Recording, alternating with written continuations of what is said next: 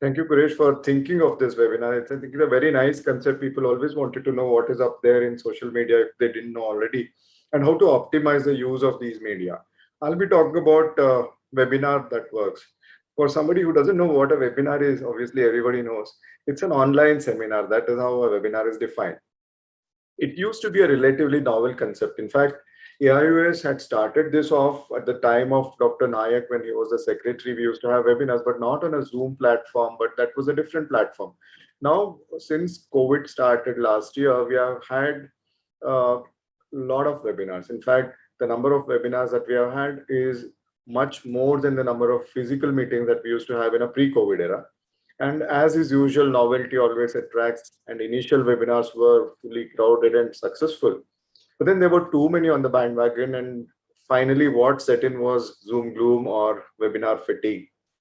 And there was a drastic drop in uptake. So it kind of went off like this, and that is how it has stabilized now, maybe to 10% of the kind of crowd that we used to earlier have.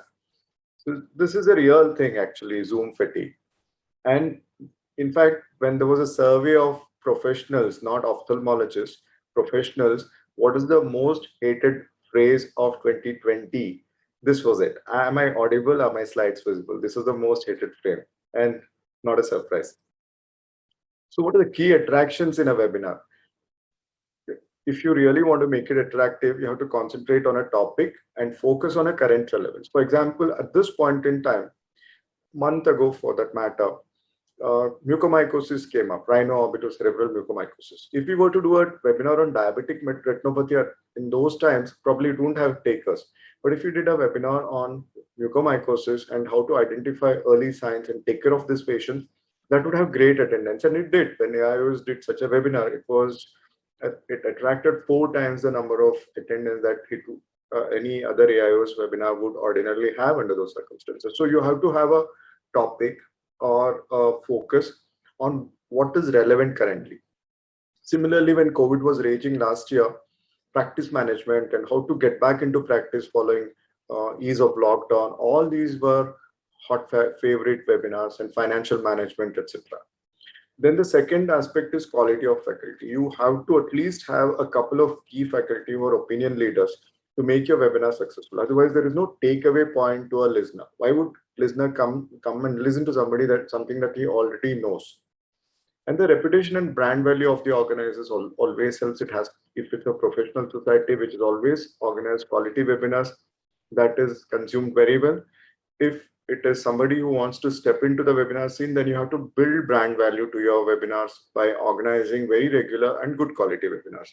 You always have to promise takeaway and learning goals upfront. So when your webinar communication is sent, you have to be very clear as to what you're offering in that webinar. Timing and duration are important. How many hours to a webinar? I'll talk a little bit about that. Interactive always wins over passive webinars. Now, these are the formats that we conventionally have. It could be a single expert with a panel discussion.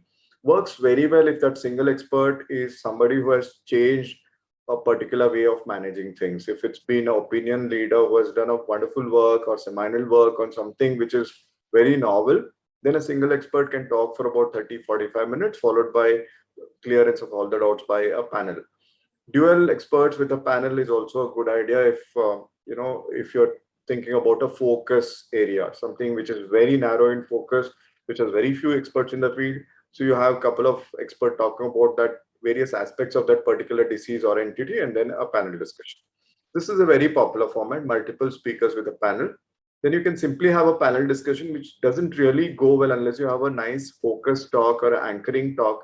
A simple panel discussion does not really go well for a long time, maybe 45 minutes to an hour. Interviews are very good format. Like some of the interviews that Sabyasachi Sengupta is doing of researchers, that's a very good format where he throws questions at them, and then it's like a television interview, but it's a very nice structured interview that actually is something that is not explored so much. Cases with discussion and a keynote, and these cases are generally by young ophthalmologists who present a lot of good challenging cases, and these are discussed by faculty, and then everything is summed up in the form of a keynote by an expert. Surgical clips with discussion and keynote is also a good format. Now, if you want to have a series of webinars, not just one, then you have to have a theme do a very good branding around the theme. Like iFocus is a series of webinars. We are trying to build a theme and do branding to it and have a regularity of schedule every Wednesday and Friday or every Thursday and Saturday. You have to have a regular schedule at a correct or a consistent time, maintain quality consistently, and make it allowed available for deferred access, because that gets you lots of hits. Now, how to choose a topic? You have to identify the target audience first. What are we aiming at? Are we aiming at trainees? Are we aiming at practicing ophthalmologists? Are we aiming at subspecialists or just comprehensive ophthalmologists? Or are we aiming at everyone?